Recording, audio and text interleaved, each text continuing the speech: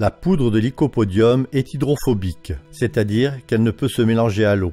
Vous pouvez couvrir la surface d'un seau d'eau de cette substance, plonger la main dans le seau et elle ressortira complètement sèche.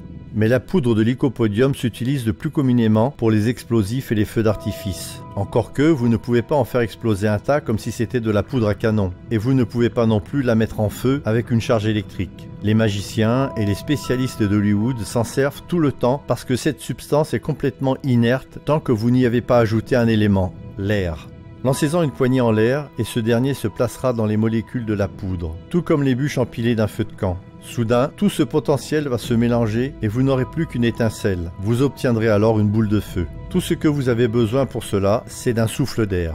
William Ambrose Spicer n'est pas né dans un foyer adventiste, mais il s'est converti à l'âge de 14 ans après avoir participé à des réunions de réveil et lu la tragédie des siècles. Alors qu'il n'avait que 16 ans, il a dû quitter l'école pour s'occuper de son père ayant subi une congestion cérébrale. En même temps, il avait besoin de gagner sa vie et il trouva un travail au sanatorium de Battle Creek. Le jeune William travaillait toute la journée et prenait des cours de secrétariat le soir. À 22 ans, il partit pour l'Angleterre, où un ancien président de la fédération lui offrait un poste. Askill avait été envoyé en tant que missionnaire en Angleterre. Mais chose intéressante, l'Angleterre envoyait ses navires, ses commerçants, ses scientifiques et autres vers les richesses lointaines de l'Afrique et de l'Inde. Partout dans le monde, le colonialisme occidental se répandait. Les pays riches étaient dominés par l'appât du gain économique et politique, par la croyance de leur supériorité ethnique et par le frisson de plaisir qu'offrait l'exploration des terres lointaines. L'idée du devoir religieux s'était même mêlée au désir de colonisation. Mais même si certains ont sali les raisons profondes de l'élan missionnaire, il est indéniable que le colonialisme ait aidé à poser les fondements d'une démarche missionnaire honnête, centrée sur le Christ et remplie d'amour. À ce moment-là, le projet des missions adventistes du 7e jour était un bébé apprenant à marcher.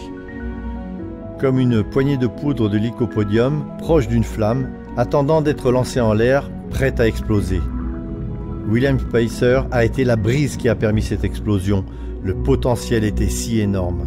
Le souffle Spicer s'est mis à souffler en 1892, quand il a été nommé secrétaire du tout nouveau bureau des missions extérieures.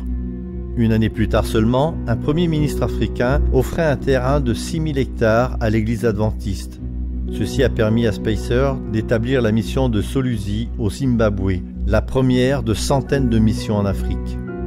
En 1898, Spicer a reçu 2 appels. Le premier demandait un missionnaire pour l'Afrique, le second pour l'Inde.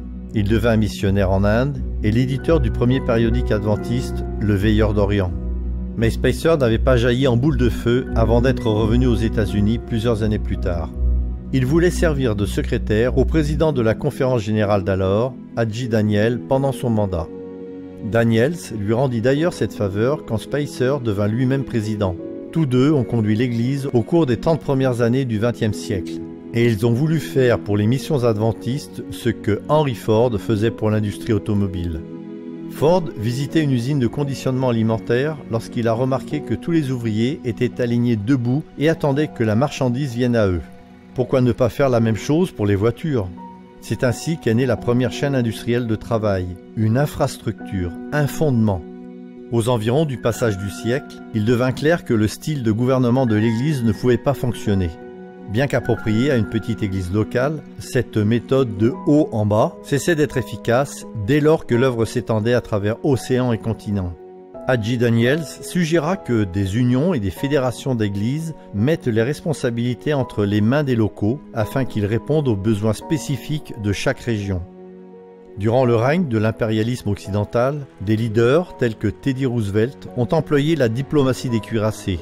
Au milieu d'un conflit non violent, la flotte navale d'un pays postait toute sa puissance devant ses côtes adverses. Cette démonstration était souvent suffisante pour résoudre les problèmes en faveur de la nation qui possédait la plus grosse artillerie. Cette façon de penser a aussi contaminé les missions étrangères et Spicer le savait. Il a soulevé le problème du nationalisme américain en disant « Il n'est pas bon d'amener dans le champ le sentiment national américain. Il arrivait trop souvent aux missionnaires d'ériger une bannière entre eux et toutes personnes qui ne sont pas américaines. » William Spicer a écrit au moins 8 livres et n'a jamais possédé de voiture. Il a toujours voyagé en chemin de fer et ne voulait pas acheter quoi que ce soit qu'il ne puisse payer directement. Notre université adventiste en Inde porte son nom. Avant Spicer, en 1880, l'Église avait 8 missions au-delà des mers. En 1890, toujours seulement 8. Mais en 1900, elles étaient 42, puis 87, 153 et en 1930, 270 réparties dans plus de 50 pays. Ce qui représentait 3 missionnaires adventistes étrangers pour chaque employé aux États-Unis. Spicer a soufflé et la poudre de lycopodium a explosé en flammes. Les membres d'église sont devenus aussi nombreux que les étoiles du ciel.